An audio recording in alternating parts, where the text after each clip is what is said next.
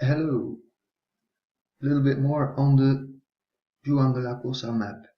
I was intrigued by this figure, which is in the west of the map, but I could not really find a detailed picture so detailed that I could read the text. But I found somebody also researched this, and his interpretation of that figure is interesting. Here is the article, and the inscription is Joan de la Cosa la Fizo on el Puerto de Santa Maria in the year 1500. So it was made in the port of Santa Maria in the year 1500. Note it's not Juan, but it's Joan. I thought that was interesting. But finally, the inscription itself doesn't reveal very much about the depiction above it, but here it says, at the west end of the map, occupying unknown lands, is an image of the Christ child. So here they call it the Christ child on the shoulders of Saint Christopher. So in Sinterklaas story in the Netherlands and Belgium, St. Peter is carrying a bag with goods, candies and the toys for the good children. But if you behave bad in the last year, then St. Peter, he will take you with him, put you in the bag, and take you back with the steamboat to Spain, because Sinterklaas comes with his boat from Spain, and then when he comes ashore, he is walking on a white horse, and behind him all the Zwarte Piets, the Black Peters, who are helping him and also are fooling around the people and the children. But anyway, here, something on his shoulders. If it is a bag with goods, or here it is a child, this also makes me think of the Greek god Apollo carrying the globe on his shoulders. So yeah, that is the same. That is the same. So this map is showing both the old and the new worlds. Yeah. On the west are the unknown lands. So is this the new world? Yeah. Is this the reason why they call Yorkshire New York? Because before it was Yorkshire. Also Boston. The Dutch were here, and Boston in Dutch, botsen, it means to collide. So Boston, yeah, that sounds the same in Dutch. How you know the Dutch were here?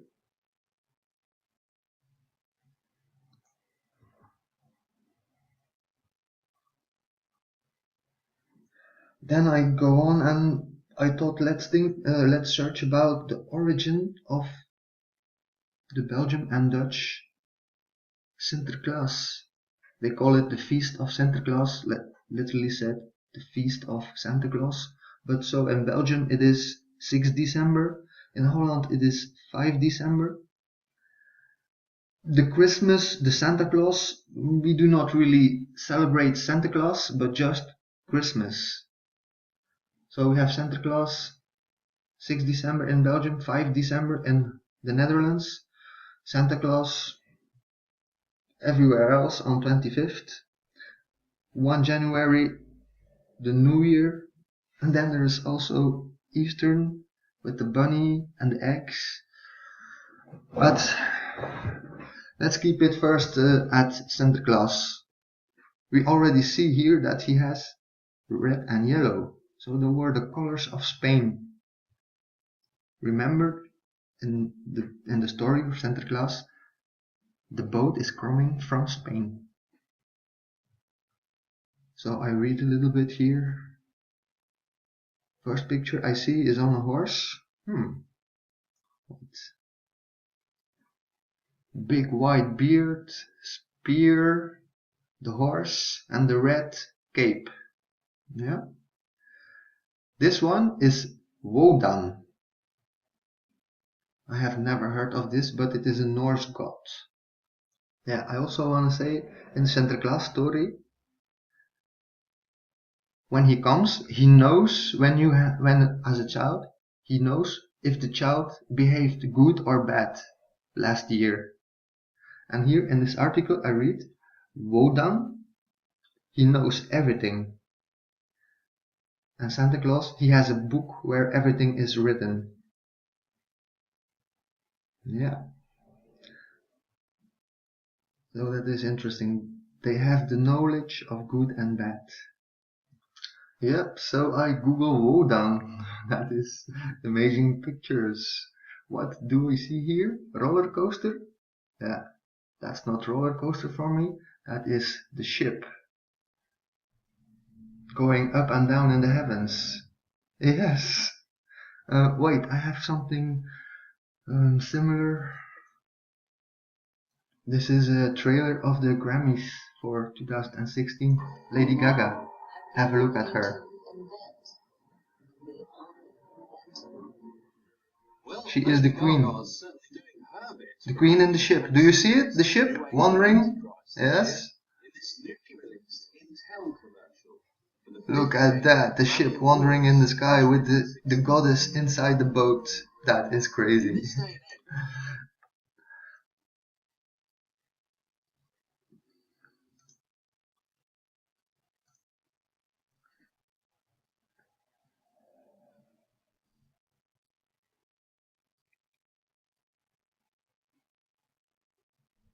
Yeah, so what more do we see here? Odin, God.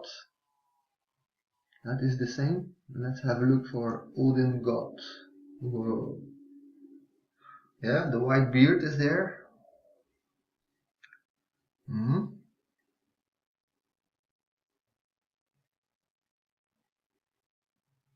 And this image. Yeah. I'm not sure, but this image. So remember my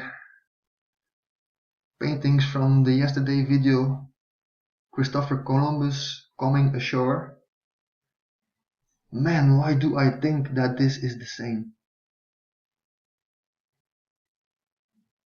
This website about Norse mythology calls this image the binding of the Fenrir. So it is something dark, something they catch, and apparently that's what they have to do. I don't really understand what it means. Well, at least I do not find the explanation yet.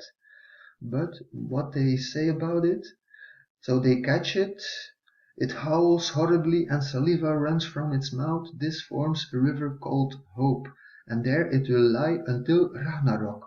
And I was like, Ragnarok, I have heard that word before, so I have to Google that. Ragnarok. Pictures, this is what I get. Bang. How do I have to fit this together? Check it! The wings in the sky. Here, the beam or whatever they want to call it. The connection between, let's say, the heavenly bodies.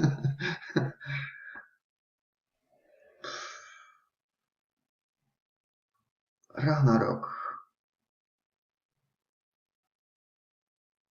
Ragnarok is a series of future events, including a great battle foretold to ultimately result in the death of a number of major figures, the occurrence of various natural disasters, and the subsequent submersion of the world in water. Afterward, the world will resurface, anew and fertile. The surviving and returning gods will meet.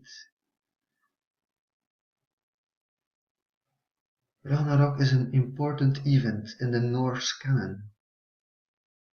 So this is Ragnarok, an important event. I cannot get rid of the thought that, 1492, just before, and this Ragnarok now, something happened over there.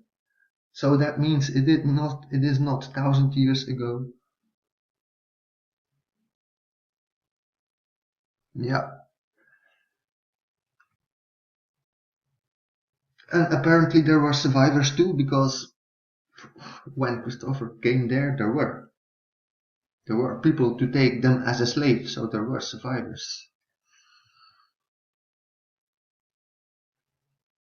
Yeah, I had to read more about the Fenrir. It's the Old Norse Fenrir, he who dwells in the marshes. The grey wolf, the black wolf. So it was necessary to chain him. Yeah, so they had to keep him under their control and prevent him from wreaking havoc throughout the 9 worlds. So then a story, he grew and they tried to chain him. The third time he broke loose. He broke free, yeah. At Ragnarok he broke free. So we have seen the picture of what Ragnarok is. And then he ran throughout the world with his lower jaw against the ground and his upper jaw in the sky, devouring everything in his path.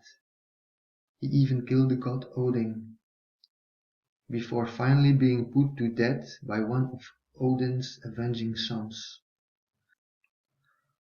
Look a little bit more and we see another source. Another Old Norse poem repeatedly mentions a wolf named Garmr who breaks free from the chains at Ragnarok. In another source we find the wolf who consumes the moon, called by the name of Moongarmr. Moongarmr. That is like the garter. I don't know. Thus, the moon-eating wolf, who is elsewhere called Hati, I don't know if it's good pronunciation, hatred, would seem to be another extension of Fenrir. It was him he destroyed much of the world, ate the sun and the moon during Ragnarok. Interesting. Hey, have a great day.